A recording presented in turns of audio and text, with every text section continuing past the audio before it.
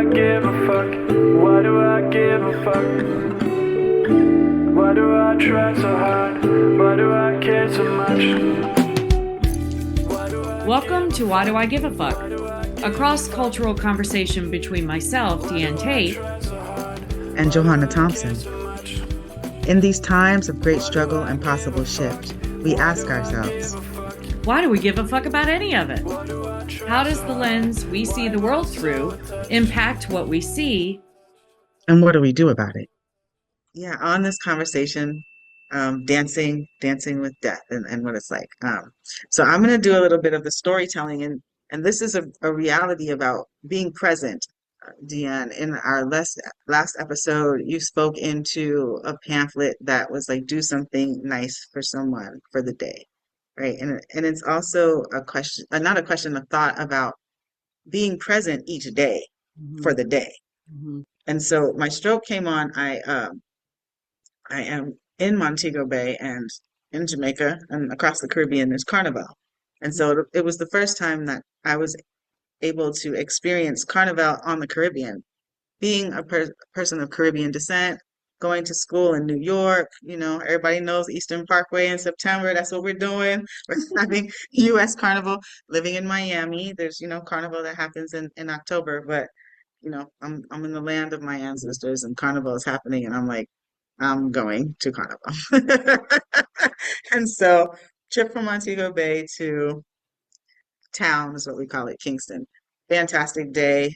Yard mass is like where everyone gets on the street in costume, the most amazingly wonderful costume. It's mostly the female identified people who are in feathers and small clothing, very small clothing, or no clothing type thing, but feathers and dancing, and there's just lots of joy. And there's, to folks that might not be used to it, it might seem heavily erotic just because there's a lot of beautiful people unclothed, but it really is a family celebration of joy. There's kids that are there in costume and all of that. They call it bands, and like groups of people get together on some big floats with music. There's not floats of like any structures because the art is the people in the dress, the costumes, Gotcha. and then the music, which is giving you like the energy and dancing and all of the people.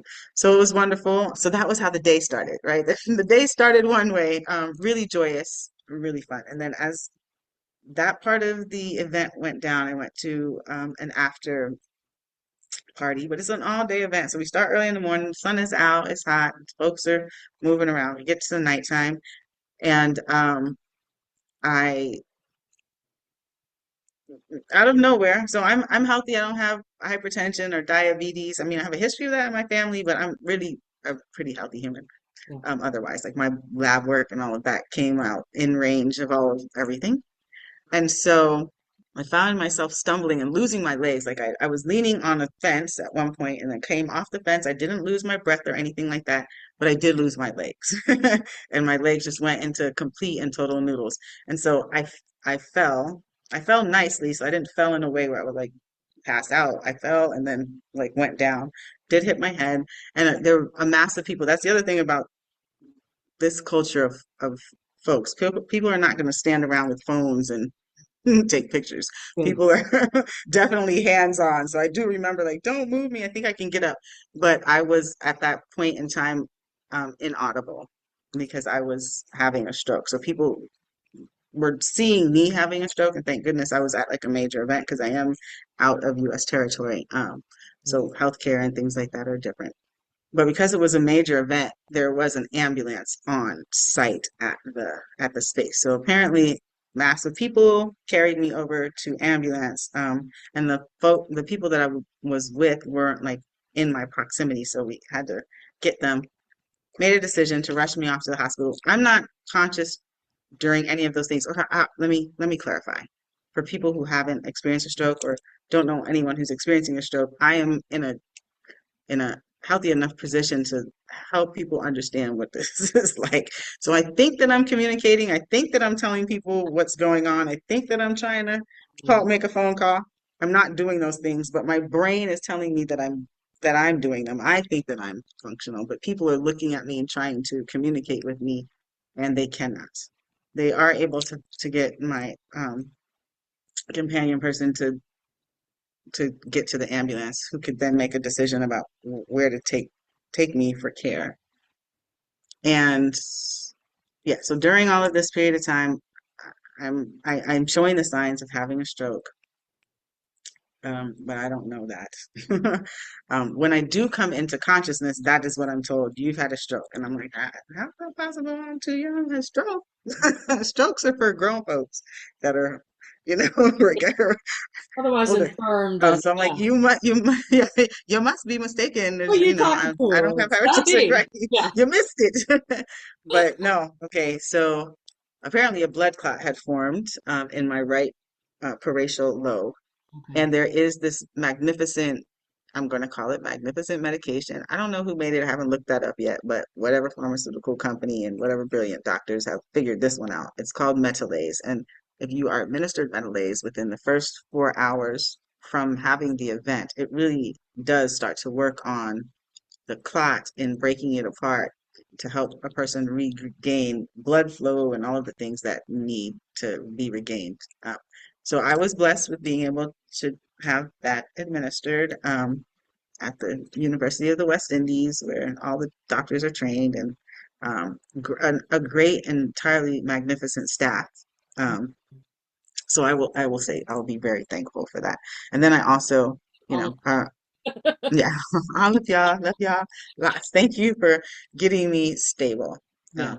and providing that kind of care. So I really do appreciate that. And then I worked in a hospital also. I was a hospital administrator in another part of my lifetime, in New York City with the Health and Hospitals Corporation. So when I did come into my consciousness and then started to move around, and I was in the emergency room, and the the emergency room didn't have the standard of care that would allow me to remain calm. I'm just going to say it. Okay. That is a brilliant way to put it. Dur- During that critical moment, it's really important to be calm and at peace, because they're like, calm down, calm down. And I couldn't, so I did need to be transferred from that facility to something that was closer to home. And that, another um, typical, thing of that folks might say about Black women when they're stubborn. They stubborn, and I needed to leave and sign myself out. The doctors did not want to let me go. They were like, "You are tripping, lady, right now. We don't know what's going on with your brain, and it needs to be monitored." But I was like, I do know what's going on with my internal body, and I have high blood pressure right now, so I can feel that. So I need to move to another place. And I got transferred, and during this period of time, I have two young adult daughters, so having to inform them, that's like a whole nother level of like being outside of the country with your family and having to inform your young people what's going on with like their mother, the person that holds them, mom. Yeah, Um, big deal. And so they were like, all right, it's trying to get to me as soon as possible. So they arrived the next day as I am getting to the next facility, that felt a lot more comfortable for me, to receive care. And and basically that's when I learned that I did have a blood clot in the right parietal lobe, um, that the metalase had begun to break the blood clot apart, which is yay, great. So now that part of it is gone. But then when it's breaking the blood clot apart, it also is bleeding, right? Because the clot is now it's bleeding. So now there's bleeding on the brain, and now they have to make sure that the bleeding on the brain doesn't spread, and that my I don't form another clot someplace else, because that could have been like super detrimental to my life.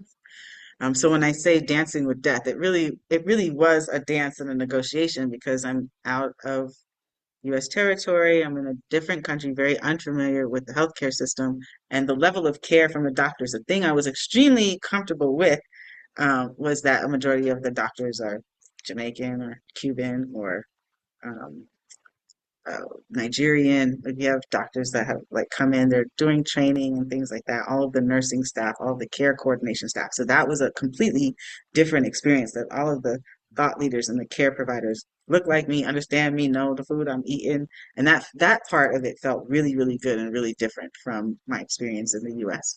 Mhm. Um, working in healthcare and having, delivered children and things like that. Right. Um, so there was a bit of comfort in that in communication. And then the neurosurgeon was called in to do more MRI and reading like what was going on. And the bleeding was sustained in one area, and so just keeping me on blood thinners and all of that, that's exhausting. Some of the like, so I don't have any deformities. I can do all the things that they ask you to do when you're a stroke patient. Yeah, they're I always looking to make well, sure they're six all even. your Yeah, face yeah. yoga. I people ask me to smile like about 1,000 million times. So I'm like, ee, so I'm walking around, and then I find myself doing that to make sure that my face muscles are doing well. And then the thing that was really difficult about it was not knowing what I would be able to control with my body. So yeah, my face came back, and yes, I could move my hands, but then when I stood up, my legs were noodles still, Mm. bathroom stuff, being a young person and needing help with those type of things and not knowing if that's going to like come back or how it's going to transform. And then the mental health with that, and then being a single mom and still feeling like very responsible for a large community of humans. And I love people. I love people who show me care. But then there was a lot of you can't die because I need, which is super exhausting. Like it's Yeah, really hard when folks have a stroke, y'all. I'm just letting people know out there in the universe, just don't put the pressure of don't die don't because die because I I need this need. from you. That's not helpful. That's It's not helpful at all. I was that's like, that's can't breathe, that's a can't good breathe. lesson to remember. Don't That's a die good because I lesson need. That's not because what I you. need you. No, Not not not helpful. helpful. But yeah, but I am, and the care staff at the new place that I moved to, which is like a kind of global hospital chain, Hospiton, which is a fantastic facility, and it does match U.S. standards of care Mm, in a way that was comfortable. It's kind of a boutique kind of hotel hospital situation. And that's where I could actually rest and could actually sleep, had mm, the support that I needed. So that was really fantastic to be able to have access to that. Um, and then, okay, and then as they've decided, they told me that the bleeding on my brain is sustained, and then I could get released into the care of my caregiver who's here, and my daughters were here at that time as well. My mom wanted to come, and I love mom, but then when mom is coming, you're like, okay, everything has to be perfect. wow. You really do go through these things as your body is trying to heal and to recover itself and to relearn things. So swallowing, like initially, was a joke. Mm, Everything came out of my mouth. So now I'm a little more sensitive. Like the other thing is like I don't have feeling in the same way that I used to have. Like if something is on my lip, how something is on your lip and you can, I know it's on my lip, I'm gonna get yeah, it off. No, I really? can't. Yeah, I can't. I can't. So now I'm more like, my daughter's like, here, mom, just walk around with a mirror, or every time I'm eating, I'm doing, I'm doing this because there's just certain things that you don't know. I do hope that those things come back. I don't know if it's different. Y'all will be able to see it. Anybody who looks at on the video, but like my eyes are not because I'm tired, and I'm also on blood thinners and things like that cause exhaustion. And then when I talk too much, I get tired of hearing myself talk. I get tired. Yeah. But In glad that to be here. case, it's a So lot. It takes a lot yeah, no, it's a lot. to know. It's a lot. Yeah. It really, really, really, really is a lot. So, but I'm happy to be here, and this whole theme and thought process about dancing with death, it does make you think about like what are the things that you want to be honored for, and how would you want to honor your life? So, Mhm. one of the things that I want to that I hope that people have experienced in dealing with me is a lot of just kindness and care.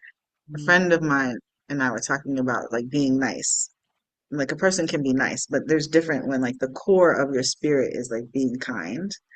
Um, And I do really like, for me, that's what feels good. That feels completion to me, is when I can be kind, even in the face of things that are really hard and difficult to deal with, to Mhm. just hold a level of kindness.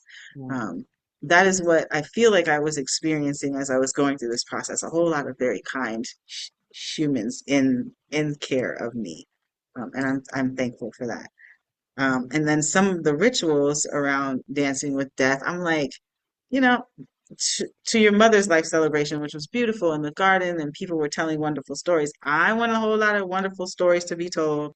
I want folks to be saying that I lived an extremely full life, and to have a lot of fun. And I want like parties. I want party, like party. Yeah. Yeah.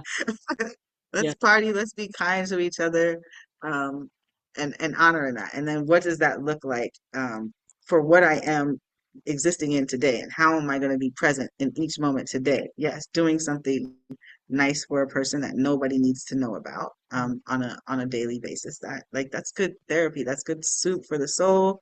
That keeps us, in a healthy way to go. And those are some of the things that I'm thinking about. Um, because I don't have any, indicators for stroke, it also makes me take pause on like what's really going on with my life, and as like a Black woman, single mother, how I'm holding on to stress and how I'm dealing with the things that are really going on in life. And one of the biggest things that's happening in life, we kind of talked about this a couple of episodes back.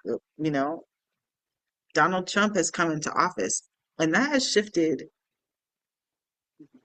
resources for a lot of people. Resources for me, in terms of a majority of the work that I do, is support organizations and social justice, helping marginalized communities. A lot of the ways that you and I came into relationship with each other, the organizations that are trying to help those who need support and help in the United States. And so my eye starts even twitching as I start thinking about those things, because it does cause me some anxiety. I know it does cause me some anxiety and stress, and I hold that, like, oh, you know, the people that are in need, are they having the resources? And hearing these things, knowing that, my younger daughter's college tuition has gone up, right? And like, okay, how am I going to figure how to be able to pay for that? And then the thoughts of this happening after I have a stroke and don't feel like I have the same facility and capacity, that I've had before, which is a go, go, go. When I said to you earlier, rest is really important.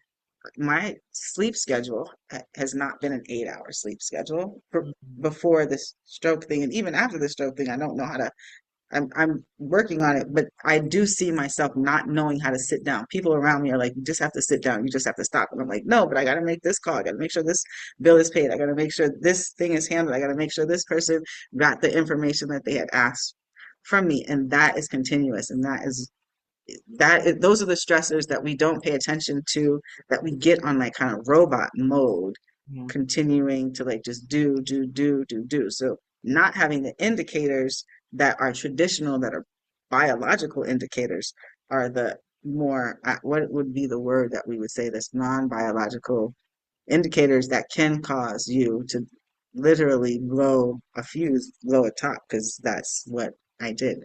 Um, and thinking about the Trump administration, and think about all of the ways that there's a lack of consideration for people that are holding a lot, Mhm. and resources being limited, or access to the things that you need, or families being split apart, or people losing their housing, or food stamp or social security benefits. I'm a, what is it called? I'm a payee for people on social security. And then, before I had my stroke, we're looking at a social security check lose $300. And so we're in the community of care. Okay, so that's $300 less. Now we have to figure out what it is that we're going to be doing to make sure that that $300 is made up, so that I know that my baby and her grand, can have a place to live. So like all of those type of things like start to cause you to stress out. Yeah. Donald.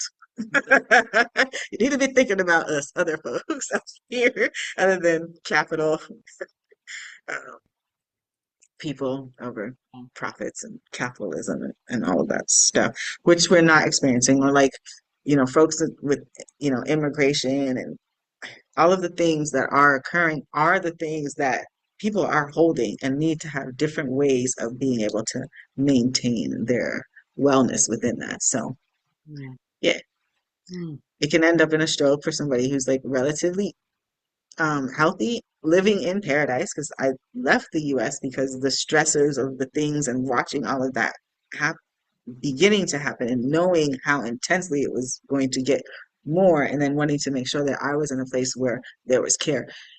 Having a stroke and then being in Florida and having to be taken to a hospital without health care and all that, I can't guarantee that I would have gotten the medication that I needed. I can't guarantee that I would have gotten the care that I needed because I don't have health insurance and all of those type of things. And so I'm much happier to be here.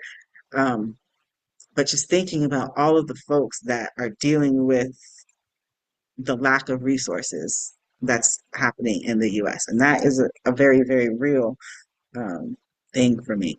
Yeah. Yeah.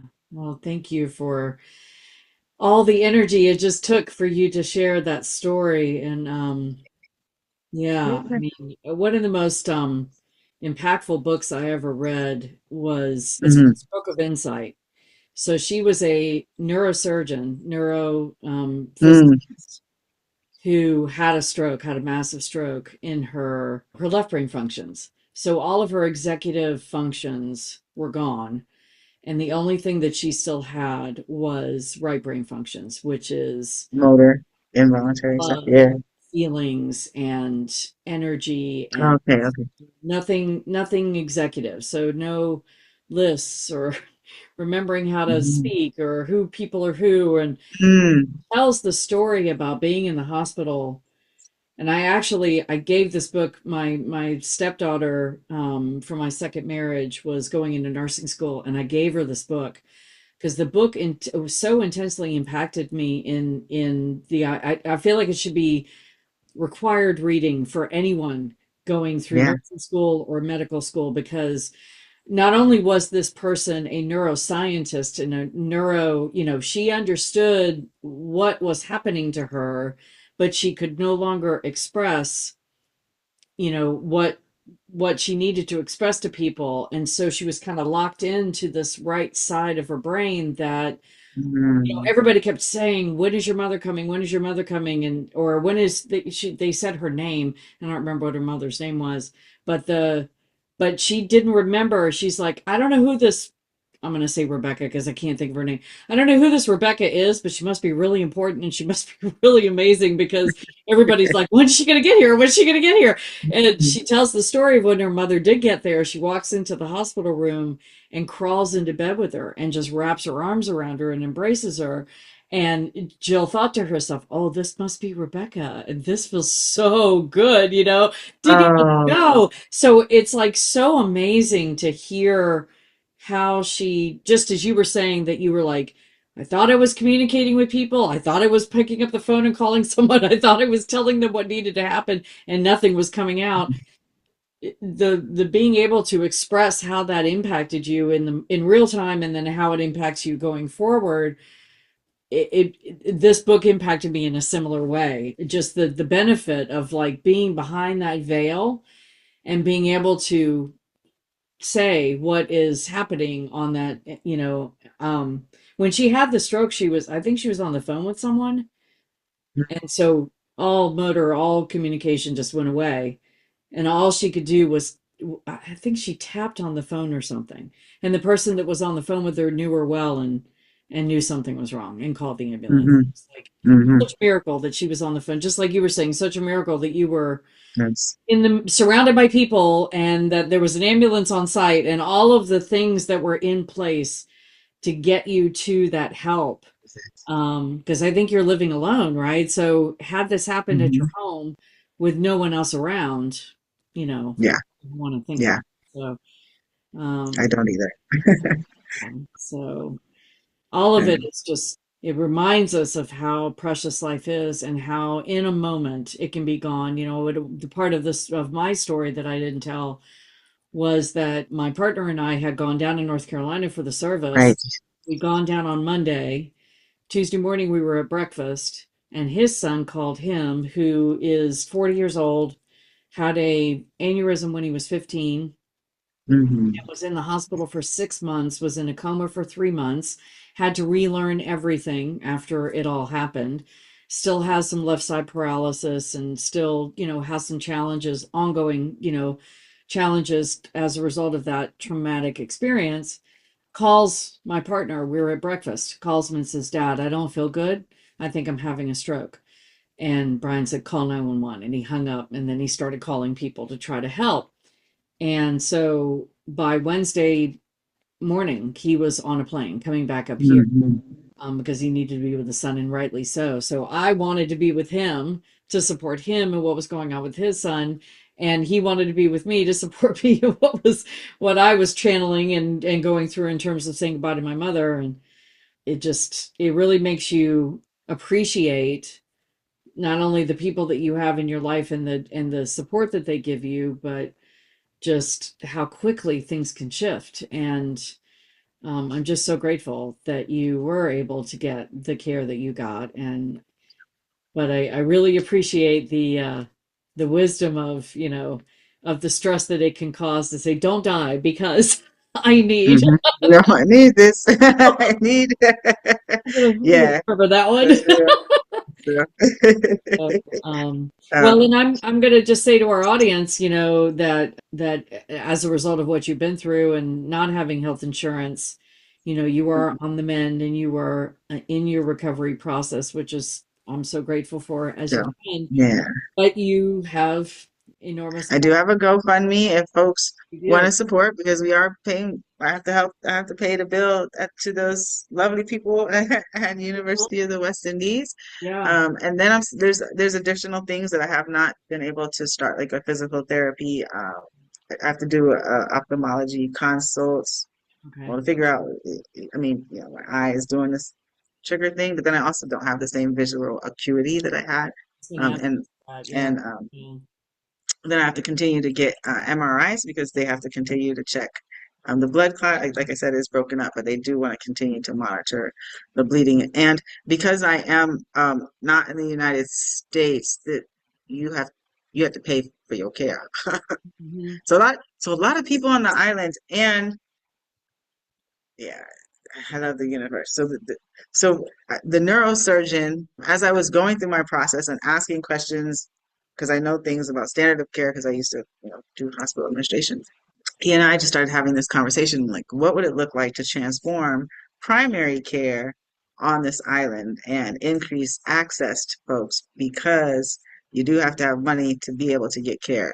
So a lot of the people here, my community of care, here in Jamaica were like, thank God you had money to pay for this because my mom has had multiple strokes, and every single time having a stroke, there is some other part of their ability that is lost to Yeah. them. Yeah. And I was just like, wow, that I didn't know. I didn't know that. I didn't know, like, in our system over, in the U.S. Excuse me, in the U.S. system, you you are provided the care, like wherever you go into the hospital, they give you the stuff, and then you're billed a whole lot of money. And here, it's like you got to pay to get what you need. Oh. So that is different. Is there a health insurance system on the island, or no? Health insurance is paid through a bank, so you would pay into it. So if you have money to pay into, like, a health insurance account, and we have health insurance accounts, Right. but if you don't have money to pay into a health insurance account, you're not going to a doctor, you're not going to get care, you're not. Yeah, that is what I understand and how I experience it. So that is one of the blessings and the benefit of, like, having a credit card. Now the credit card has to be paid off. But there's a lot of people who don't have that same accessibility. Right. And we think about the resources that come across through, like, US aid and all of that to expand those services. But when our US administration cuts off those funding, you're cutting off, like, the care for a, a large people getting or more people getting access to Right. resources in some way, or even having the equipment necessary to, or the medication necessary. And so those are things that we don't consider, folks US born don't consider about what it is to be developing relationship and soft power. And I understand like this idea of making sure that you take care of your own and your nation. But when there is a surplus and abundance, to your mother's privilege, share it and give it, and like make sure that the resources are available. Because I mean, my situation would be completely different Yeah. if I didn't have a credit card, And share it and without I'm seeing what's happening.